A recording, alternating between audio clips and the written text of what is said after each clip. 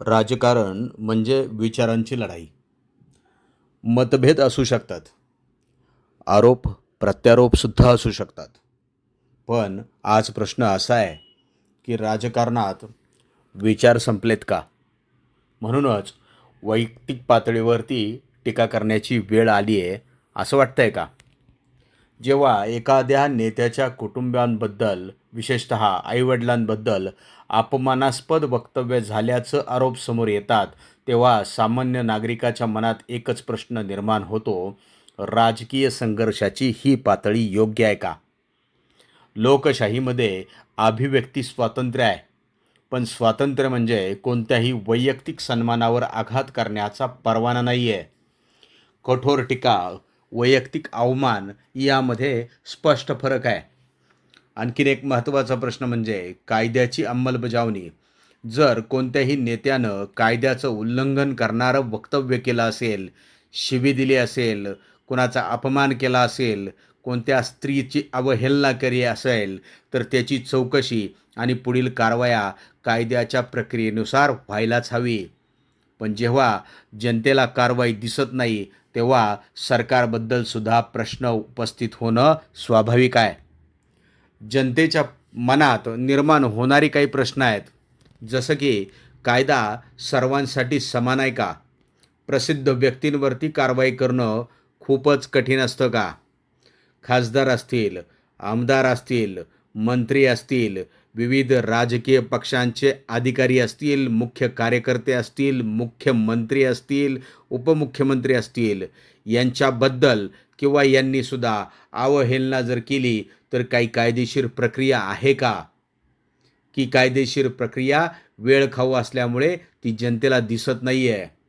हे प्रश्न विचारणं लोकशाहीचा भाग आहे. आज सोशल मीडियामुळं प्रत्येक वक्तव्य काही मिनिटात लाखो लोकांपर्यंत पोहोचत आहे. त्यामुळं सार्वजनिक जीवनात प्रत्येक नेत्यावर अधिक जबाबदारी येते. शब्द केवळ राजकीय शस्त्र आहे का? ते समाजातील वातावरण घडवत आहे का की बिघडवत आहे? सरकारकडं सत्ता असते, पण सत्ता म्हणजे मनमानीची कारवाई नव्हे. विरोधकांकडे सुद्धा एक बळ असतं, म्हणजे मनमानी करण्यासाठी नव्हे. कायदेशीर कारवाई, आधार, तक्रार, पुरावे आणि न्यायालयीन निकष आवश्यकच आहेत. म्हणून सरकार काहीच करत नाही किंवा सरकार काहीच करू शकत नाही, यातील फरक समजून घेणं महत्त्वाचं आहे. पण सरकारवर एक जबाबदारी नक्की आहे, जनतेचा विश्वास टिकवणे.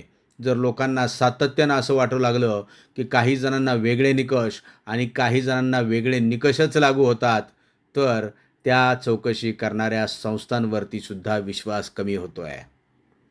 आज सर्वच राजकीय पक्षांनी आत्मपरीक्षण करण्याची वेळ आली आहे. विरोधकांवर कठोर टीका करा, विरोधकांनी सत्ताधाऱ्यांवरती कठोर टीका करा, पण त्यांच्या निर्णयावरती प्रश्न विचारा, त्यांच्या धोरणांना आव्हान द्या. पण वैयक्तिक अवमान हा लोकशाहीचा मार्ग नाही.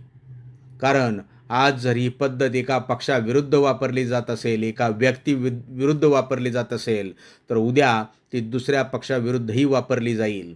त्यामुळे सभ्य, सार्वजनिक संवाद जपणे आणि सर्वांची सामायिक ही जबाबदारी आहे. राजकारणामध्ये कमी वयाचे असलेले कार्यकर्ते आणि नेते सन्माननीय पदांचा उल्लेख करत असताना, सन्माननीय व्यक्तींचा उल्लेख करत असताना जाणीवपूर्वक आडनावांमध्ये बदल करणे, नावांमध्ये बदल करणे, पक्षाच्या नावांमध्ये बदल करणे असं करताना दिसत आहेत. नवख्या लोकांनी त्या गोष्टीची काळजी घेणं आवश्यक आहे. लोकशाहीमध्ये सगळ्यात मोठं शस्त्र आहे युक्तिवाद.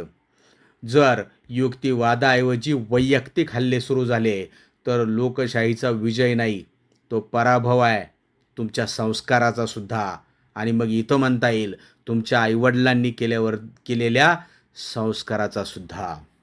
मित्रांनो, आज हा विषय कोणत्याही व्यक्तीपुरता मर्यादित नाही आहे. हा विषय महाराष्ट्राच्या राजकीय संस्कृतीचा आहे. आपल्याला अशी राजकीय परंपरा हवी आहे का, ज्या चर्चांमध्ये धोरणा दिसेल, की अशी ज्यामध्ये वैयक्तिक आरोप आणि अपमानच मुख्य ठरतील? आपण राजकारणात मतभेद जपू इच्छितो की वैरभाव? महाराष्ट्राच्या राजकारणाची पातळी इतकी खालावली आहे का? आईवडिलांवरती बोलणं हेच राजकारण ठरलं आहे का? जर कोणत्याही नेत्यानं दुसऱ्या नेत्याच्या कुटुंबियावर अपमानास्पद भाषा वापरली असेल तर कायदा सर्वांसाठी समान का दिसत नाही आहे? सरकारच्या हातात सत्ता असताना जनतेला कारवाई का दिसत नाही? म्हणून लोकांच्या मनात प्रश्न निर्माण होत आहेत. कायदा निवडकपणे चालतोय का? की कायद्याची प्रक्रिया जनतेपर्यंत स्पष्ट पोहोचलेलीच नाही? लोकशाहीत विरोधकांचा आवाज आवश्यक आहे, पण वैयक्तिक अपमान हा चालणार नाही. जर राजकारणात धोरणाऐवजी शिवीगाळीवरती चालणार असेल तर पक्षांनी आत्मपरीक्षण करण्याची वेळ आलेली आहे. नमस्कार, मी विजय पाठक.